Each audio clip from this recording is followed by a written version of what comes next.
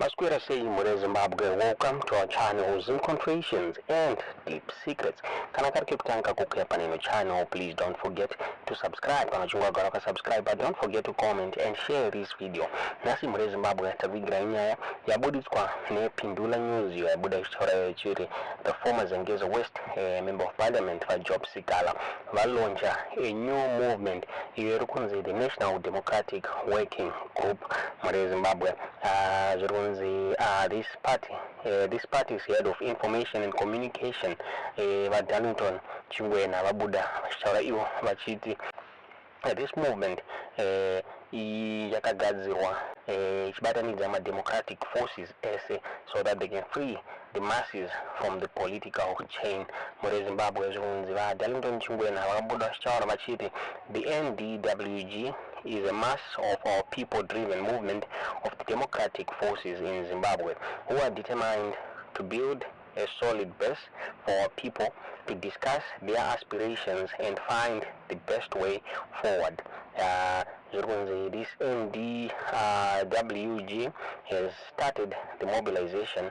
As you can see, this NDWG has started the mobilization of the masses of our people for the ultimate convening of the National Democratic People's Convention, where people's ideas and feedback will lead to the formation of a mass-based democratic people's movement fighting for the takeover of government power. Babuda vashtaura ivo vachiti since vataura vachingwena vakati NDWG yakatotanga kuita inaugural meetings avo since madelegates acho ese they were drawn from 10 provinces around Zimbabwe. The lives of our people are in danger due to unending cycles of poverty, oppression, looting, and plundering of the national resources, and the subversion of the will of our people through electoral theft and self-imposition by an unpopular tyranny.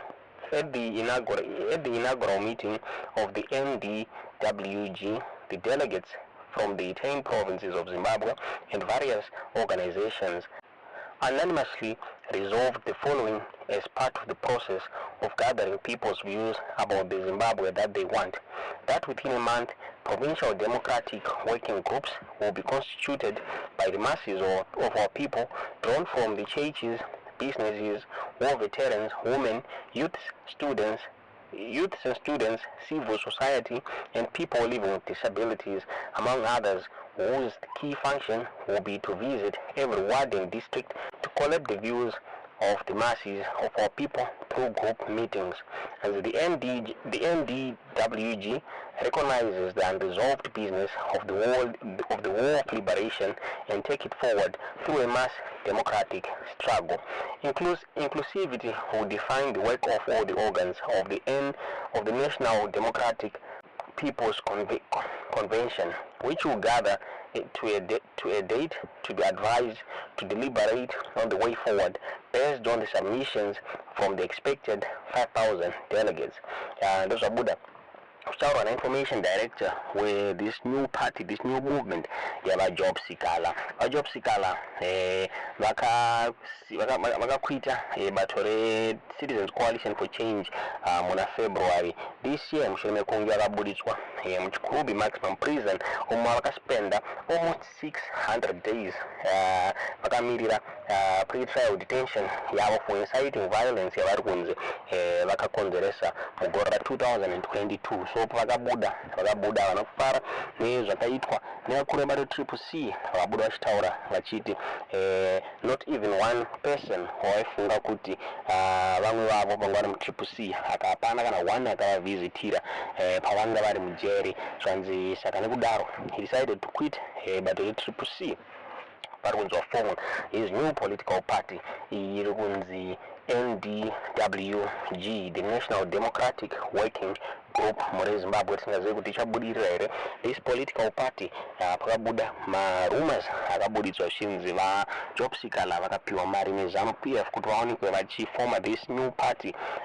zvinzi in exchange for his freedom. So zvinonzi decided to go for freedom yavo pane kuendera party ye-CCC. Uyezve vamwe rutaura vachiti vajob seeker mushure mekunge vakaona kuti Chamisa vakakuita CCC, he decided to form his own party. On the other hand, vajob seeker vakabuda vachiinterpretera madreams avo na a prophet wekubulawayo. Ndofunga mavideos achakatrenda vachinzi vakairota vachinzi was going to be he was going to be like Nelson Mandela. Chinzi, so he's following his dream and his vision yaakaona ari mujeri. Chinzi he's the one ari kukwanisa kuita the leader we-opposition. Tisingazive kuti ichabudirira here this political party. Ndofungira kunhamo kwamobilization ali kwakuzinomira Mushe ma-party supporters ava job seeker akaklasha neava Nelson Chamisa vachinetsana muri Zimbabwe. Nelson Chamisa vachitaura vachiti job seeker mutengesi zvinzi hatidi kuadreswa nemutengesi. Zvakare vajob seeker vaitaura vachiti Nelson Chamisa akatengesa nyika zvinzi akasiya shabangu achimutorera legacy yanga yagadzirwa natsvangirai. Zvinzi saka nokudaro hatidi kutongwa naNelson Chamisa. Tingazoti munoona sei nyaya iyi ndonyaya yatatavigirai muzuva ranhasi.